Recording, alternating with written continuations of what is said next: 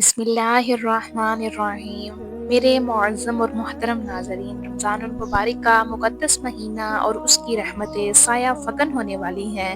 یہ مغفرت، روزوں اور گناہوں سے نجات کا مہینہ ہے، لیکن یاد رکھیے کہ اگر اس مبارک مہینے میں بھی گھر میں یہ 5 چیزیں موجود رہیں تو رمضان کی برکات کے باوجود برے حالات، معاشی تنگی اور مسلسل تنگ دستی آپ کا مقدر بن کر رہ سکتی ہے۔ لہٰذا رمضان المبارک کے آغاز سے پہلے ان 5 چیزوں کو پہچانیں اور اپنے گھر سے باہر نکال پھینکیں، ورنہ آپ بہت جلد ہی تباہی اور بربادی کا شکار ہو سکتے ہیں۔ وہ 5 منحوس چیزیں کون سی ہیں؟ دراصل ہر گھر کے کسی نہ کسی کونے میں ایک ایسی چھوٹی سی چیز چھپی ہوتی ہے جو بظاہر نظر نہیں آتی، مگر وہ روز بروز آپ کو نقصان پہنچاتی ہے۔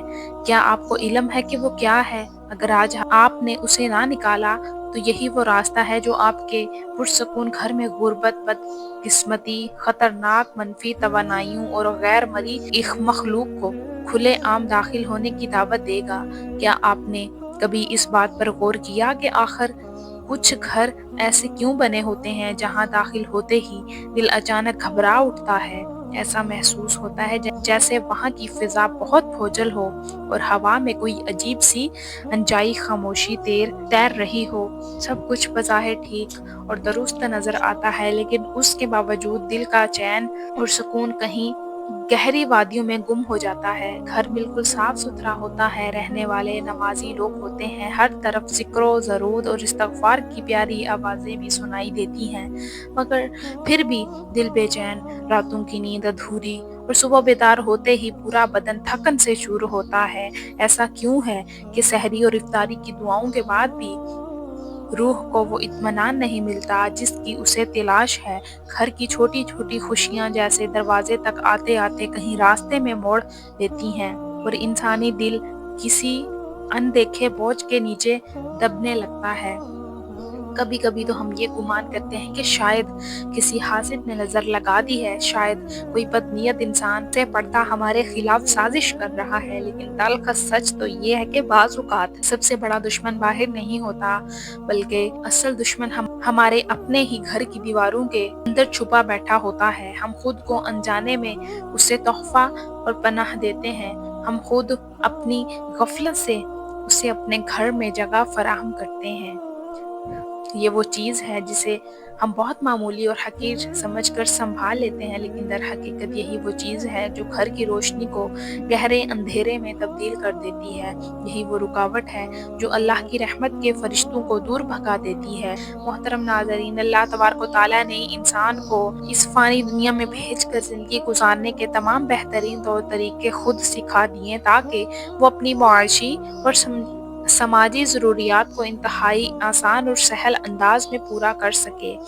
انسانی زندگی کے تمام پیچیدہ معاملات، بہتر صحت، شاندار کامیابی، وسیع کاروبار اور دیگر میدانوں میں رہنمائی کے لیے رب کریم نے اپنے محبوب بندوں میں سے چند خاص ہستیوں کا انتخاب کیا جنہیں ہم انبیاء کرام علیہم السلام کہتے ہیں۔ ان کے بتائے ہوئے ہر طریقے اور ہر سنت میں نہ صرف برکت چھپی ہے بلکہ پوری زندگی کی حقیقت، فلاح اور کامیابی بھی انہی کے نقش قدم پر چلنے میں پوشیدہ ہے۔ انسان کسی بھی میدان میں اگر واقعی کامیابی کا جھنڈا گاڑنا چاہتا ہے تو اسے سیرت النبی صلی اللہ علیہ وسلم کو اپنا مشعل راہ بنانا ہوگا۔ محترم ناظرین، ایک غریب مزدور کی کہانی سنیں جو صبح سے شام تک تپتی دھوپ میں پسینے سے شرابور ہو کر اینٹیں اٹھاتا اور ریت ڈھونڈتا تھا۔ شام کو اپنی محنت کی کمائی جیب میں ڈال کر جب وہ گھر لوٹتا تو وہ سکے اس کی ہڈیوں کا گودا نچوڑ کر حاصل کیے گئے ہوتے تھے۔ وہ بڑے ارمانوں سے بچوں کے لیے آٹا اور دودھ لاتا، مگر اس کے باوجود اس کی زندگی اداسی اور مایوسی کی تصویر بنی ہوئی تھی۔ گھر کی دیواریں جیسے سکون کی دشمن بن گئی تھیں۔ وہ ہر رات سجدے میں رو رو کر اللہ سے سوال کرتا، یا رب،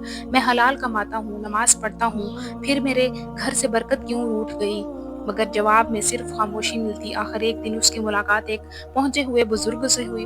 کہانی سناتے ہوئے کہا، بابا جی، میں حلال کھاتا ہوں مگر میرا گھر بے سکونی کی آگ میں جل رہا ہے۔ بزرگ مسکرائے اور نہایت شفقت سے بولے، بیٹا، آج کی مزدوری سے تم نے کچھ نہیں خریدنا بلکہ صرف 2 کلو مٹھائی لے کر میرے پاس آنا ہے۔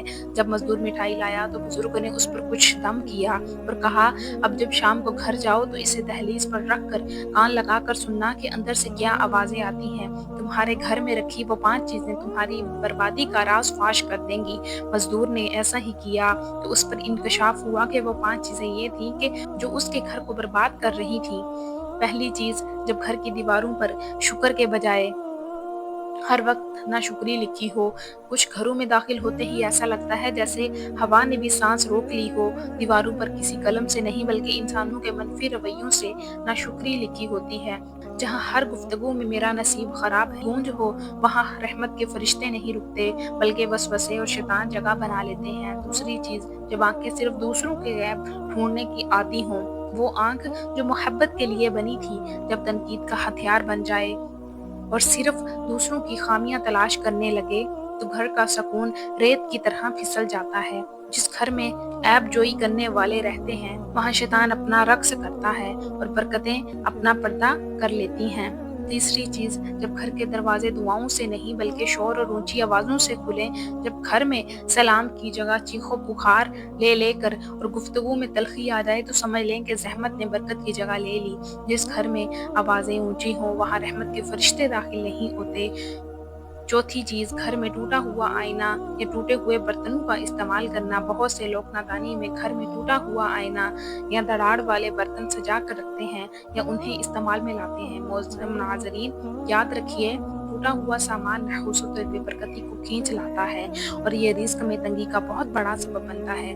ایسی چیزوں کو فوراً گھر سے نکال دینا چاہیے۔ پانچویں چیز، گھر کے کونوں میں کپاڑ، پرانی جوتیاں اور کوڑا کرکٹ جمع رکھنا۔ جس گھر کے کونوں میں مکڑی کے جالے ہوں، فالتو کباڑ کا ڈھیر ہو، گندگی رہتی ہو، وہاں شیطان کا بسیرا ہوتا ہے۔ ایسی جگہوں پر اللہ کی رحمت کے فرشتے کبھی قدم نہیں رکھتے۔ ناظرین، اللہ تبارک و تعالیٰ سے دعا ہے کہ وہ ہمیں نیکی کی بات کو سننے، سمجھنے اور اس پر سچے دل سے عمل کرنے کی توفیق عطا فرمائے۔ میرا سننا اور آپ کا یہ سب سننا اپنی بارگاہ الہی میں قبول و منظور فرمائے اور ہم سب کا خاتمہ بالخیر ایمان پر فرمائے۔ آمین یا رب العالمین۔ ناظرین، آپ کو یہ ویڈیو اچھی لگی ہو تو اسے لائک کریں، صدقہ جاریہ سمجھ کر اپنے دوستوں کے ساتھ شیئر کریں، ہمارے چینل کو سبسکرائب کریں اور کمنٹ باکس میں اللہ پاک کے 99 ناموں میں سے اپنی پسند کا کوئی ایک نام عقیدت سے ضرور ٹائپ کریں۔ اگلے ویڈیو تک کے لیے اپنے میزبان کو دیجیے اجازت۔ اللہ ہم سب کا حامی و ناصر ہو۔ آمین یا رب العالمین۔